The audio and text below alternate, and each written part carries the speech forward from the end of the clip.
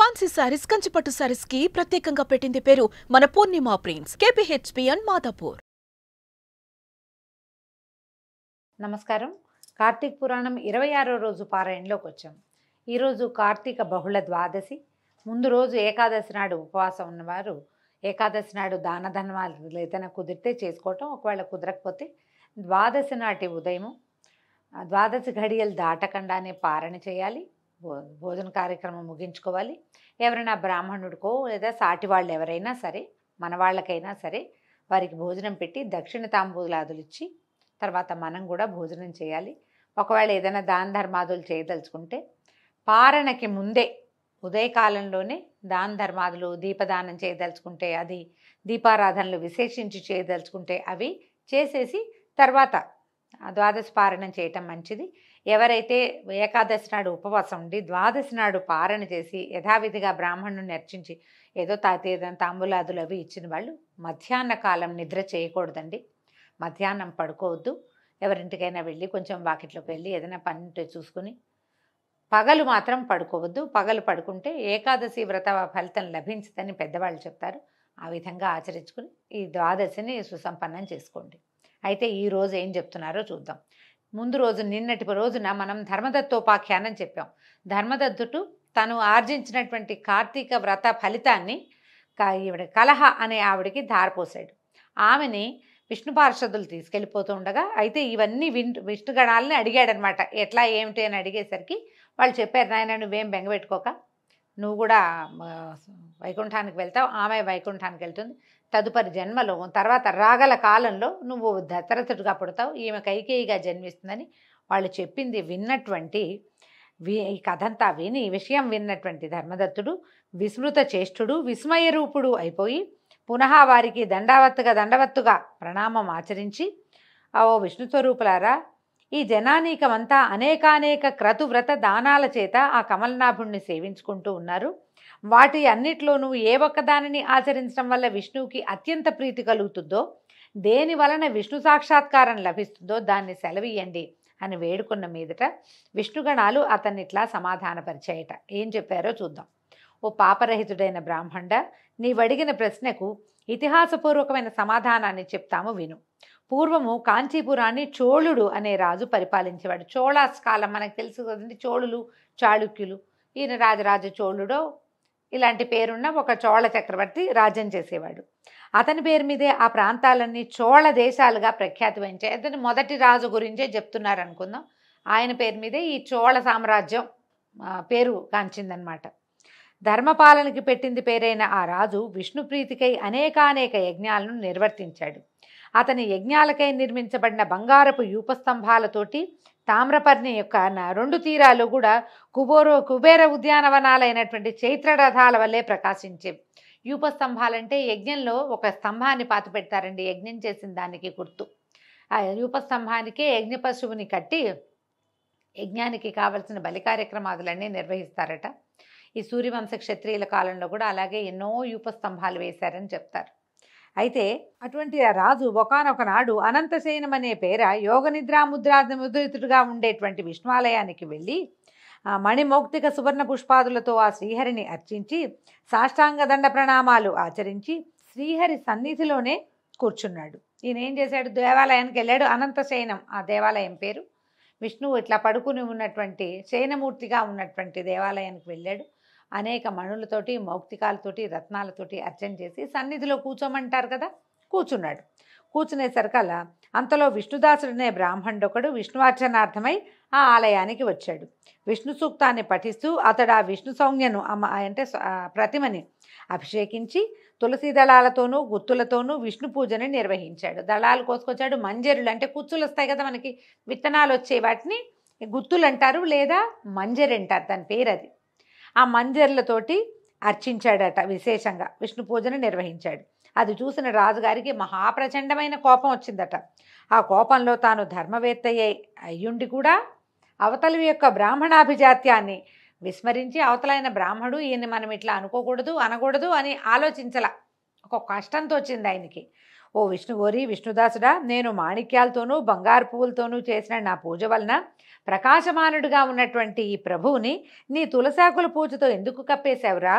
నేనెంతో భక్తితో ఆచరించిన పూజని ఇలా పాడు చేశావంటే అసలు నీకు విష్ణు భక్తి అంటే తెలుసా అని చీదరించుకున్నాడు. ఇప్పుడు తులసికి ఏ రత్నంతో పోలిక లేదు. కొన్ని వేల కోట్ల రత్నాల కంటే ఒక్క తులసి దళం చాలా గొప్పది. కానీ రాజుకి ఆ రకమైన ఆలోచన లేదు. నేను అద్భుతమైన పూజను సమర్పించాను, మణులు రత్నాలు పెట్టి బంగార పువ్వులు పెట్టి పక్కన దీపాలు పెడితే ఆ దీపాల వెలుగులో స్వామివారి సౌజ్ఞ ఆ ప్రతిమా విశేషం చాలా మెరిసిపోతోంది.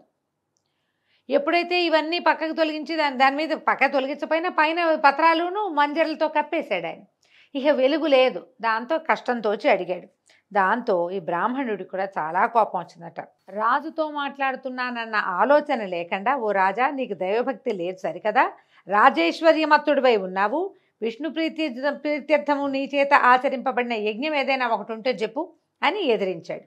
అతని మాటలకి అవహేళనగా నవ్వుతూ, నీ మాటల వలన నీవే విష్ణుభక్తి శూన్యుడివని తెలుస్తూ ఉంది. ధనహీనుడవు దరిద్రుడవు అయినటువంటి నీకు భక్తి ఎలా కలుగుతుంది? అసలు నువ్వెప్పుడైనా విష్ణుప్రీతిగా నువ్వు చేసావా ఒక యజ్ఞాన్ని? నువ్వేమైనా ఒక దేవాలయాన్ని కట్టించావా? నువ్వు ఏమీ చేయలేని వాడివి. అతను నీకు భక్తుడు అనే అహంకారం మాత్రం పుష్కలంగా ఉంది. ఓ సదస్సులారా, సద్బ్రాహ్మణులారా, శ్రద్ధాళులై వినండి. నేను విష్ణు సాక్షాత్కారాన్ని పొందుతానా? ఈ బ్రాహ్మడు విష్ణు సాక్షాత్కారాన్ని పొందుతాడో చూద్దాము అని చెప్పి నిదానించి చూడండి. మా ఇద్దరిలో ఎవరికి సాక్షాత్కారం లభిస్తుందో, అంతటితో మా ఇద్దరిలో ఉన్న భక్తి ఎటువంటిదో మీకే తెలుస్తుందని ప్రతిజ్ఞాపూర్వకంగా పలికి చోళుడు స్వగృహానికి వెళ్ళి ముద్గలుడు అనే మునిని ఆచార్యునిగా వరించి విష్ణు సత్రయాగానికి పూనుకున్నాడు. సత్రయాగం అని చేస్తారండి, 10 సంవత్సరాలు చేస్తారు. ఈ యాగాలలో విష్ణు సత్రయాగం అనేది ఒక ప్రత్యేకమైనది. రాజుగారు విష్ణు సాక్షాత్కారాన్ని పొంది ఆ బ్రాహ్మణుడి మీద గెలవడం కోసం సత్రయాగాన్ని మొదలుపెట్టుకున్నాడు. బహుకాల పూర్వం గయాక్షేత్రంలో ఋషి సముదాయాలతో చేయబడింది. అన్నదానాలు అనేకానేక దక్షిణలతో సామాన్యులకు ఆచరించడానికి సాధ్యం కానిది, సర్వసమృద్ధిమంతమైంది అయినటువంటి ఆ మహాయజ్ఞాన్ని రాజు పూనుకొని నిర్వహించడం మొదలుపెట్టాడు. పేదవాడైన విష్ణుదాసుడు ఆ గుడిలోనే విష్ణు దీక్షితుడై హరిప్రీతికై ఆచరించవలసిన మాఘ కార్తీక వ్రతాచరణలు, తులసీవన సంరక్షణలు, ఏకాదశి నాడు ద్వాదశాక్షరి యుత విష్ణు జపము, షోడశోపచార విధిని నిత్య పూజలను, నృత్య గీతవాద్యాది మంగళ ధ్వనులతోనూ ఈ విధంగా తన శక్తి మేరకు భక్తియుక్తుల్ని ఆచరించడం మొదలుపెట్టాడు. ఈ పందెం రాజు మొదలుపెట్టాడు. ఆయన మొదలెట్టాడు కాబట్టి విష్ణుదాసుడు కూడా తను చేయటం మొదలుపెట్టాడు. తుదకు ఇతను ఏం చేసేవాడు? నిత్యము సర్వవేళల్లోనూ భోజనాది సమయాల్లోనూ సంచారమందు తుదకు నిద్రలో కూడా హరినామస్మరణను చేస్తూ ప్రత్యేకించి మాఘ కార్తీక మాసాలలో విశేష నియమపాలన్ని ఆచరిస్తూ ఉండేవాడు. ఆ విధంగా భక్తులైన చోళుడు విష్ణుదాసుడు ఇద్దరు కూడా తమ సర్వేంద్రియ వ్యాపారాలని విష్ణువ్రతనిష్టలోనే నిలిపి విష్ణు సాక్షాత్కార ప్రాప్తి కోసం చాలా కాలం తమ వ్రతాల్ని ఆచరిస్తూ ఉండిపోయారు. కాలం గడుస్తూ ఉండగా ఒకనాటి సాయంకాలం విష్ణుదాసుడు వండుకున్న భోజనాన్ని ఎవరో కాజేసుకుని వెళ్ళిపోయారు. నేనేం చేశాడు? పగలల్లా విష్ణు సేవలో ఉండి సాయంకాలం భోజనం వండుకునేవాడు. వండుకుని దేవాలయానికి వెళ్ళి అర్చన చేసుకుని వచ్చాక తినేవాడు. బహుశా పాపం అన్నం వంట ఏదో వండుకున్నాడు, అది అక్కడ పెట్టాడు, అది కాస్త వెళ్ళిపోయింది. ఎవరో తీసుకుపోయారు. ఆ దొంగిలించిన వాళ్ళెవరా అనే విషయమై విష్ణుదాసు పెద్దగా విచారణ చేయలేదు. పునః వంట ప్రయత్నాలు చేద్దామంటే సాయంకాలం పూజకు సమయం మించిపోవడంతో ఆ రోజున భోజనం లేకుండానే విష్ణు పూజ చేసేసుకున్నాడు. అందులోనే గడిపేశాడు. మర్నాడు కూడా వంట చేసుకుని శ్రీహరికి నివేదించే లోపలే ఎవరో ఆ వంటకాలని కాజేసుకుపోయారు. విష్ణు పూజకు వేళపోనీయకూడదనే ఆలోచనతో ఆ రోజు కూడా ఆ బ్రాహ్మణుడు అభోజనంగానే విష్ణు సేవని కొనసాగించాడు. ఇలా వారం రోజులు గడిచాయి. ప్రతిరోజు అతని భోజనాన్ని ఎవరో అతి చాకచక్యంగా, అంటే కంటికి తెలియకుండా పాపలు తీసేస్తున్నారు. ఆయన అక్కడే ఉంటాడు. ఎప్పుడు మాయమైపోతుందో అయిపోతుంది అంతే. అయితే ఈయన పస్తులుంటూ కూడా హరిసేవ చేస్తూనే ఉన్నాడట. వారం రోజుల పాటు అభోజనంగా ఉండటంతో విష్ణుదాసుడికి 7వ రోజున అనిపించింది, ఏమిటి ఇన్ని రోజుల నుంచి ఎవరో తీసుకుపోతున్నారు, ఆ దొంగ ఎవడో పట్టాలనిపించింది. వారం నుంచి ఏం పెద్ద శ్రద్ధ పెట్టలా. చివరికి ఒకరోజు అనిపించింది అనమాట. అందువల్ల ఆనాడు పెంద్రాళే పని ముగించుకుని వంటకాలను పూర్వస్థానం అందే ఉంచి తాను చాటును దాగి కూర్చుని ఈ దొంగ కోసం ఎదురు చూడడం మొదలుపెట్టాడు. కొంతసేపటికి ఒకానొక చండాలుడు ఆ అన్నాన్ని దొంగిలించేందుకు వచ్చాడు. వాడి ముఖం అత్యంత దీనంగా ఉంది. రక్తమాంసాలు ఏమాత్రము లేకుండా కేవలము ఎముకల మీద చర్మం కప్పినట్టుగా ఉన్నవాడు, అన్నార్తుడు అయిన ఆ చండాలుడు వంటకాలను దొంగిలించుకుపోవటం మొదలుపెట్టాడు, తీసేశాడనమాట. అతని హైన్య స్థితిని చూసి అప్పటికే కరుణాభరితమైన హృదయంతో ఉన్న బ్రాహ్మణుడు, ఓ మహాత్మా కాసేపు ఆగవయ్యా, ఆ అన్నాన్ని అలా ఒట్టిగా తింటం కష్టం, ఈ నేతి కూడా పట్టుకెళ్ళని నేతి గిన్నె తీసుకుని బయలుదేరాడు. నేతి జాడీతో సహా అతని వెంటపడ్డాడు. ఈ విప్రుడు తనని బంధించి రాజభట్లకు అప్పగించుతాడనే భయంతో ఆ చండాలుడు విసురుగా పరిగెత్తడం మొదలుపెట్టాడట. ఈ బ్రాహ్మణాయన కూడా ఆ చోరుడి వెనకాలే పరిగెడుతూ, అయ్యా నెయ్యి తీసుకుని కలుపుకొని తినవయ్యా స్వామి, చెప్పిన మాట వినవయ్యా, నెయ్యి వేసుకొని నెయ్యి వడ్డించటానికి వెంబడబడుతున్నాడు. అసలే అలసటగా ఉన్న చండాలుడు భయం వలన నేలను బడి మూర్ఛపోయాడు. అతన్ని వెన్నంటి వచ్చిన విష్ణుదాసుడు, అయ్యో మూర్ఛపోయావా మహాత్మా అని చెప్పి తన పైవస్త్రపు చెంగులతో ఆ చండాలుడికి ఇట విసరటం మొదలుపెట్టాడు. పాపం ఊపి లేదు, ఈయన నీరసపడిపోయి మూర్ఛపోయాడు, భయపడ్డట్టున్నాడు, ఇంత పరిగెత్తాడు ఆకలితోటి అని బాధపడుతూ విసురుతున్నట్ట. ఈ విసిరిన గాలికి మెల్లిగా శీఘ్రంగా కోలుకున్నటువంటి చండాలుడు చిరునవ్వు నవ్వుతూ లేచాడు. అప్పుడు ఇతడు విష్ణుదాసుని కళ్ళకి శంఖచక్ర గదాబ్జధారి, పీతాంబరుడు, చతుర్భుజుడు, శ్రీవత్సలాంఛితుడు, కౌస్తుభాలంకృతుడు అయిన శ్రీమన్నారాయణుని వలె కనిపించటంతో అతగాడు సాత్విక భావావృతుడైపోయి అవాక్కుగా ఉండిపోయాడు. అట్లా నోరు తెచ్చుకుని ఉండిపోయాడు అనమాట. విస్మయకరమైన సంఘటన ఉన్నప్పుడు మనం ఏం చేస్తాము? ఎవరికైనా మాట మంతి వస్తుందా? ఏమీ లేదు, నోరు తెచ్చుకొని ఉండిపోయాడు, అవాక్కుగా ఉండిపోయాడు. ఈ భక్త భగవానుల సంగమ దర్శనార్థం ఇంద్రాదులెందరో విమానారూఢులై ఆ ప్రాంతాలకు వచ్చారు. విష్ణువు మీద, విష్ణుదాసుడి మీద కూడా పువ్వుల వాన కురిపించారట. అప్సరసలు ఆడారు, గంధర్వులు పాడారు, దేవగణాల వందలాది విమానాలతో ఆకాశం అంతా నిండిపోయిందట. భగవంతుడు భక్తుడు కలిసినటువంటి ఈ సన్నివేశం అత్యద్భుతమైనది, లోకంలో చాలా అరుదుగా జరిగేది. ఈ అరుదైన సంఘటన చూడ్డానికి దేవగణాలన్నీ వచ్చి బార్లు తీర్చేసాయట ఆకాశం అంతా. అనంతరము ఆ ఆదినారాయణుడు విష్ణుదాసుని గాఢంగా కౌగలించుకున్నాడు. తన సారూప్యాన్ని ప్రసాదించి తనతో బాటే విమానం ఎక్కించుకుని వైకుంఠానికి బయలుదేరాడు. యజ్ఞవాటికలో ఉన్న చోళుడు గగనగాములైన బ్రాహ్మణ బ్రహ్మజనకులిద్దరినీ చూసి ఆశ్చర్యపోయాడు. యజ్ఞవాటికలో ఉన్నాడు, ఆయన చూశాడు, చోళుడికి విమానం కనపడుతోంది. ఎట్లా కనపడింది? దైవ విమానం అంటే అతను కూడా మహాభక్తుడే, అందులో అనుమానం ఏం లేదు. బ్రాహ్మణుడితో సాటి వచ్చేంత భక్తి లేదు కానీ ఉన్నది భక్తి, దాంతో ఆయనకి కనిపించేశారు కలా. అయితే అలా చూస్తూ ఉండిపోయాడు. తక్షణమే తన ఆచార్యని పిలిచి, ఓ ముద్గరముని, నాతో వివాదమాడిన ఆ నిరుపేద విప్రుడు విష్ణు రూపాన్ని పొంది వైకుంఠానికి వెళ్ళిపోతున్నాడు. అమితైశ్వర్యవంతుడనైన నేను అసాధ్యాలైన యజ్ఞదానాదులు చేస్తూ కూడా విష్ణు సాక్షాత్కారాన్ని పొందలేకపోయానంటే ఇక వైకుంఠం అసంగతమే కదా, ఇంకా నాకు వైకుంఠం లభించదు, విష్ణువు నాకు లభించలేదు.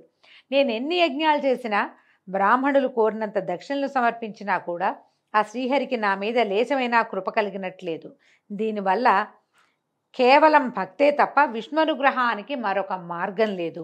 ఈ యజ్ఞయాగాది కర్మకాండలని అనవసరమని భావిస్తున్నానని చెప్పాడు. పాపం చెప్పాడు, బాల్యం నుంచి యజ్ఞదీక్షలోనే ఉండటం వల్ల నిస్సంతుడైన ఆ రాజు తన సింహాసనం మీద తన మేనల్లుడికి స్వయంగా పట్టాభిషేకం చేశాడు. ఎంతకాలం నుంచో సత్రయాగం చేస్తూ యంగ్గా ఉన్నప్పుడు, అంటే యుక్త వయసు నుంచి అక్కడే ఉన్నాడు. ఆయనకి మేనల్లుడు ఉంటే ఆ మేనల్లుడికి సింహాసనం ఇచ్చేశాడు. అయితే అప్పటి నుంచినట ఏగో తస్మాత్ అధ్యాపితద్దేశే సదా రాజ్యాంశ భాగిన స్వస్త్రీయా ఏవ జాయంతే తత్కృత విధివర్తిన. అప్పటి నుంచి చోళ దేశాలలో మేనల్లుళ్ళే రాజులవుతున్నారట. అవునో కాదనండి, పురాణంలో అయితే ఇలాగే చెప్తున్నారు. చోళ దేశాల్లో రాజ్యాధికారాన్ని పొందటంలో రాజుల మేనల్లుళ్ళే కర్తలవుతూ వచ్చారు. అనంతరము చోళుడు యజ్ఞహోమగుండం దగ్గరికి చేరి, ఓ శ్రీహరి, త్రికరణ శుద్ధిగా నీ ఎందలి భక్తిని నా యందు సుస్థిరం చేయి తండ్రి అని ప్రార్థించి సమస్త సదస్యులు చూస్తుండగా అగ్నిప్రవేశం చేసేసాడు. ఏంటంటే ఇది పోటీ కోసం చేయలేదండి. అతనికి ఏదో లభించింది నాకు లభించాలని కాదు, అతనికి లభించినంత జ్ఞానం నాకు లేదని తెలుసుకున్నాడు. అతనంత భక్తిపరుని నేను కాను, నేను చేసే ఈ క్రియా కర్మకాండ కంటే కూడా భక్తి చాలా ఎక్కువైనది అని గ్రహించి ఇంకా ఈ జీవితం నిరర్థకమని భావించి అగ్నిప్రవేశం చేశాడు. అది చూసి క్రుద్ధుడైన ముద్గలుడు తన శిఖను పెరిగి వేసుకున్నాడు. అది మొదలుగా ఆ గోత్రం ఈనాటికి కూడా విశిఖగానే వర్ధిల్లుతోంది. ముద్గలుడనేటువంటి ఆచార్యుడు ఈయనతోటి యజ్ఞం చేయిస్తున్నవాడు తన శిఖని వెనకాల ఇది పెట్టుకుంటారు కదా, పిలకనమ్మ అనాలి. తెలుగులో ఇలాంటి పదం వాడకూడదండి. మనం ఎవరి గురించైనా బ్రాహ్మణుల గురించి, పెద్దవాళ్ళ గురించి, ఇలా కథల్లో చెప్పేటప్పుడు కూడా శిఖ అని చెప్పాలి. శిఖ కాదండి, శిఖ.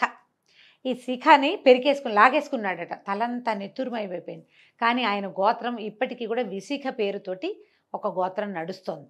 అయితే హోమగుండంలో ప్రవేశించిన రాజుని అగ్నిలోంచి ఆవిర్భవించిన శ్రీహరి ఇట్లా పట్టుకున్నాడట, ఆదుకొని ఆ చోళుని ఆలింగనం చేసుకుని అతనికి కూడా సారూప్యాన్ని అనుగ్రహించి అక్కడి వారందరూ ఆశ్చర్యంగా చూస్తుండగా తనతోటి వైకుంఠానికి తీసుకెళ్ళిపోయాడు. ఓ ధర్మదత్త, అలనాడు ఈ విధంగా ఆ శ్రీహరి ఇటు విష్ణుదాసుని అటు చోళుని కూడా అనుగ్రహించి సాక్షాత్కారం ఇచ్చి తన వైకుంఠ ద్వారపాలకులుగా చేసుకున్నాడు. కాబట్టి ఓ విప్రుడా, విష్ణు అనుగ్రహానికి విష్ణు సాక్షాత్కారానికి 2 విధాలుగా ఉన్న ఒకే ఒక మార్గము భక్తి మాత్రమే. కర్మకాండలు ఎన్ని చేసినా, ఎన్ని పువ్వులు పెట్టాం, ఎంత తెచ్చాం, ఎంత ప్రసాదాలు చేసాం కంటే కూడా భక్తి, ఎంత మనసు భగవంతుని యందు ఉంచాము, ఎంత శ్రద్ధ భగవంతుని మీద ఉన్నది అనేదే అత్యంత ముఖ్యమైనది. ఆత్మజ్ఞానము ఒకటి, ఆత్మజ్ఞానం రెండోది ఆత్మార్పణము అని విష్ణుదత్తుడికి బోధించి విష్ణు పార్షదులు మౌనం వహించారు. దీంతో 26వ రోజు పారాయణ పూర్తయిందండి. రేపు ఉదయం 27వ రోజు పారాయణలో మళ్ళీ కలుసుకుందాము. నమస్కారం.